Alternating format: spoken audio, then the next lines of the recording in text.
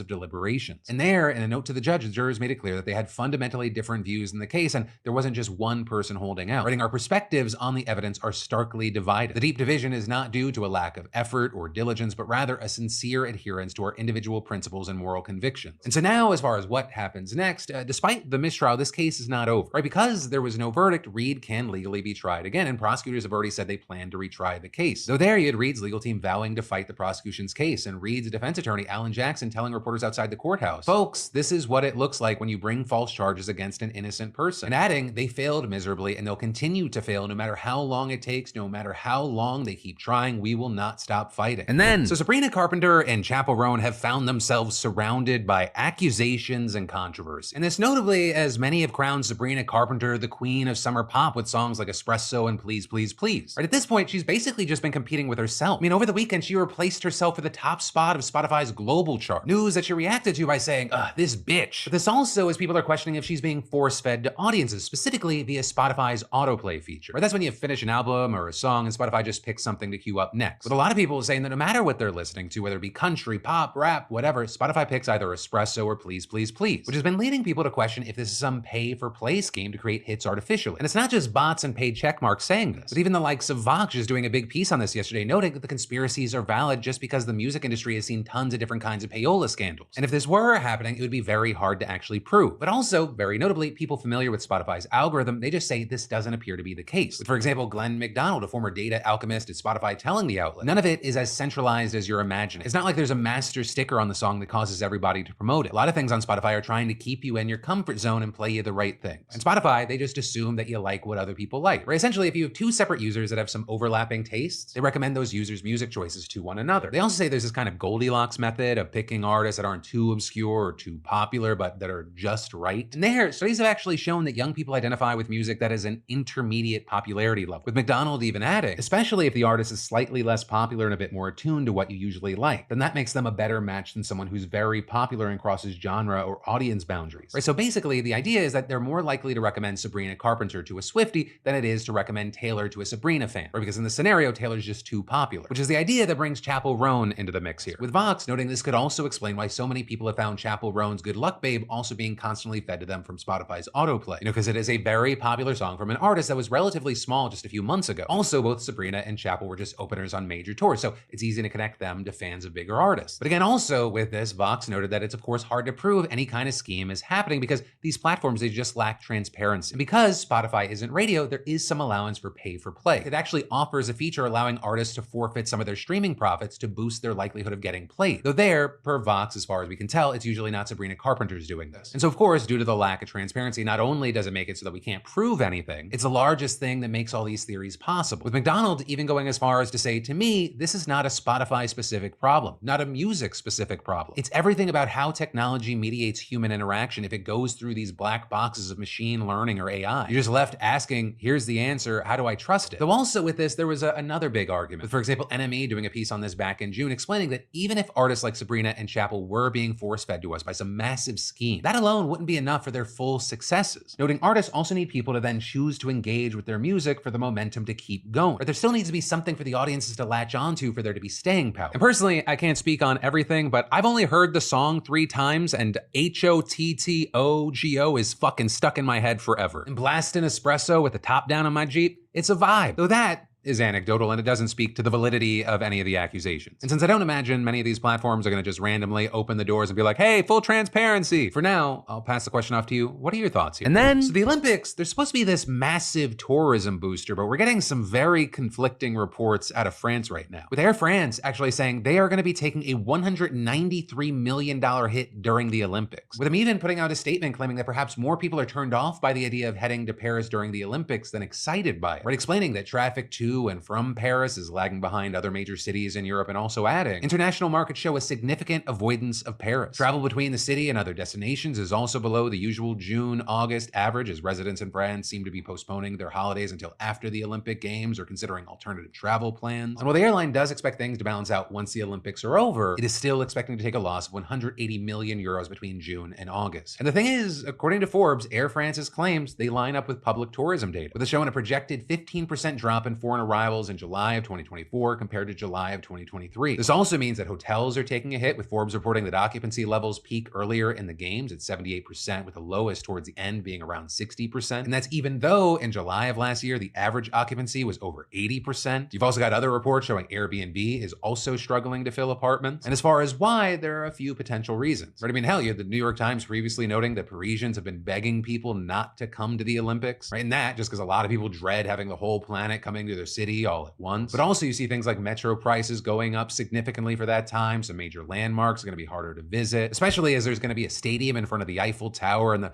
park right by it will have an arena, making it that much harder to get your Emily in Paris on. Or you see things like the Eiffel Tower's website also explaining that while it's open during most of the Olympic game days, there's just going to be a lot more rules in place regarding booking and visiting. The site also adding that ahead of the games, pedestrian access along the Seine will be heavily restricted and some metro stations won't be served. And so for a lot of people, it just sounds like there's a lot of hassle that might kill the romance of a city like Paris. So all of this isn't to say like the city is just going to be empty, right? People are still going. Forbes reporting that up to 3.1 million ticket-holding visitors are expected to go to the city, and 2/3 are French, with tourists from both France and abroad expected to spend nearly $3 billion. And that's without mentioning all the money set to come in from media rights and sponsorships and private investments. But still, it is very interesting to see this reaction from the public. So maybe the silver lining is if you've ever wanted to go, maybe you wait to the last second and see if you can get cheap fares. So again, if you're wanting to experience Paris, it doesn't sound like the best time. And there is probably a better time to go and get a Parisian waiter to scowl at you for not speaking perfect French. And I say Parisian and not French for a reason. Beautiful city though, and not everyone's like that. And then, for those of you looking to kickstart a business, showcase homemade crafts, start a personal blog, or maybe even sell merch, I got a great solution for you. For any business, hobby, or side hustle needs an online destination, and today's fantastic sponsor, Squarespace, they've got you covered. I mean, Squarespace has partnered with the PDS for years now, and I can honestly say it is still such a breeze. There's no installations, no patches, no updates needed ever. If you need a starting point, they've got a ton of stunning professional templates and drag and drop editing in their Fluid engine, which makes site design incredibly simple, no coding necessary. I mean, they'll even handle all the production and shipping so that you can launch and maintain your merch business. Plus, with Squarespace, you get access to all their marketing tools and analytics and their award-winning customer care team via email or live chat 24/7. So go check it out, see why so many others have loved it, see why you're gonna love it, and start your free trial today over squarespace.com/Phil. And when you're ready to launch, just don't forget to use offer code Phil for 10% off your first purchase. And remember, that's squarespace.com/Phil, or just scan that QR code on screen. And then, we've got a Red Roof Inn problem. I don't know if you've ever stayed at one. They're one of the largest budget hotel chains in the States. And it now appears that they have a horrifying secret. An estimated 80% of all sex trafficking actually takes place at hotels, and some chains more than others. And while Red Roof Inns do not directly engage in sex trafficking, they do knowingly profit off of the crime on a grand scale. That, at least according to now 42 federal lawsuits currently underway against the chain and its franchises, as well as hundreds more that are soon to be filed. With an investigation by The Independent finding these across 39 states and at least 115 Red Roof Inn hotels. With us also seeing an attorney who represents nearly 1,000 victims telling the outlet that he estimates the true number of victims to be in the many thousands, adding that sex trafficking has reached an epidemic level across the hotel chain. In fact, these lawsuits claim that the trafficking was so obvious that hotel staff couldn't possibly have missed it, with an expert witness even testifying. If girls and women are being trafficked at a hotel, you will see the malnourished body, the way that they are dressed, the demeanor in which they walk, the lack of eye contact, the inability to have their own voice and speak without permission. To be frank, you'd be quite ignorant if you didn't see it. And with that, you see things like a victim by the name of Tiffany testifying in one trial. We had to take customers morning, lunch, dinner, midnight, after club hours.